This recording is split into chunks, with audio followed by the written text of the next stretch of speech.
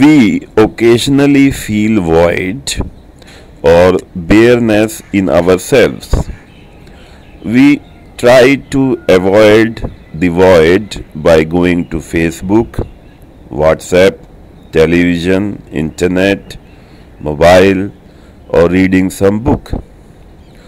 Next minute, some work comes in mind and we get absorbed into it.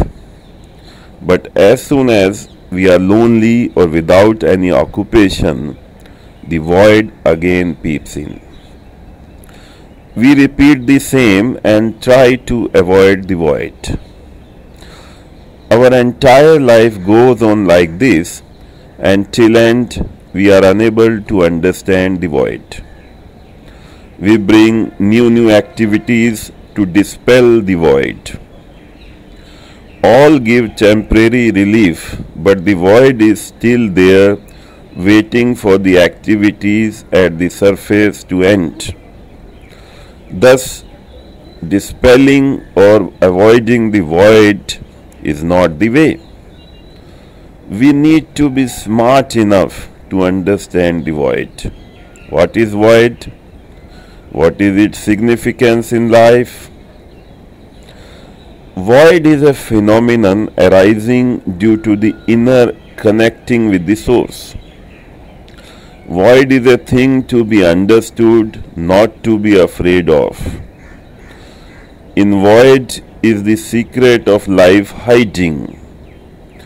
Ignoring it is ignoring life. Coming of void means that you are lacking something in life, and that lacking is understanding of void. In Buddhism, it is said, form is emptiness, emptiness is form. When we say form is emptiness, it means form refers to shape. This almirah is empty, means there are no objects kept in the almirah, but almirah is there. Thus, almirah is form present with no objects kept inside it. It is empty. Hence, form is emptiness. Now, emptiness is form.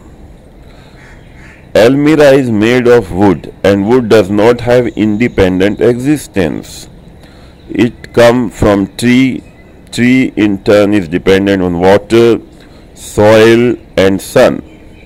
Thus, almirah is empty and of independent existence, which is appearing in a particular shape due to many elements and phenomenon coming together into play. Also, it is subject to change and decay. Hence, emptiness is form. Although it is hard to digest, but it is true and difficult to understand. In order to grasp this, you need perceptionless awareness. Buddhists call it as Neva Sana Nasana Yatana. Major focus of Buddhism is based on emptiness. Emptiness of emptiness holds the key of importance. Many books are available on Buddhism, and one must read them if one is really interested in exploring life. There is no one who disturbs. You get disturbed. The feeding is done from outside to inside. Depending upon the culture, traditions, environment, the inside forms a mold of likes, dislikes and habits. These likes become the source of pull. Usually what we want from outside world depends upon our inside likes. We start reacting with the outside. Likes become pull and dislikes push. This pull and push influence our life. We look for solutions outside, but actually it is inside.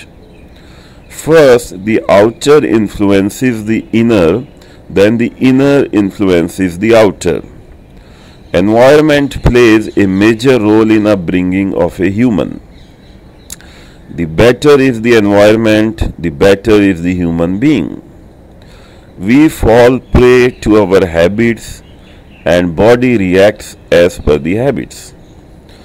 If we develop taste in eating, then in order to enjoy our habit of favorite food, we start eating more because now the food is a source of enjoyment more than the survival.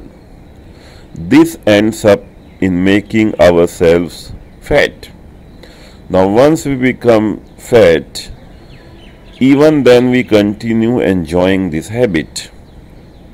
A stage comes when our all near and dear ones start taunting.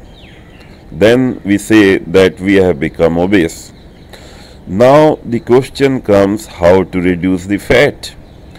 For this we plan for workouts and intake of low calorie food, but this plan remains a plan only and is hardly implemented. Habit overrides the mind. Result is produced only when we see that we are fat and the habit. This seeing then guides us what is wrong and what is right. When we die, a phenomenon ends. We neither go anywhere nor our mind impressions. They all get collapsed. There is nothing which is fully independent. All are interdependent. A tree is dependent on sun, water and soil. Similarly, a human also is dependent on air, water and food. Many say they enjoyed their life. Many say they are still unsatisfied and many have regrets. All these things are a play of ego, a false identity created due to ignorance. Who is enjoying whom? Who is satisfied with whom? We all are biological robots who dance on the tunes of false ego. We try to understand life, but unless we burn the mask of ego, how we can realize our true self? Since we are a product of subtle phenomenon, we need to see the phenomenon. Thousands of children are born daily. We get attached to the outcome of phenomenon itself. How a goat knows that it has to take vegetarian food only? Why leopards are carnivorous? This world is full of surprises, and when we shrink ourselves to individuality, then we cut off ourselves from the outer world. We get caged in ego. The day we start seeing outside of our individuality, we are in pace with the universal phenomenon.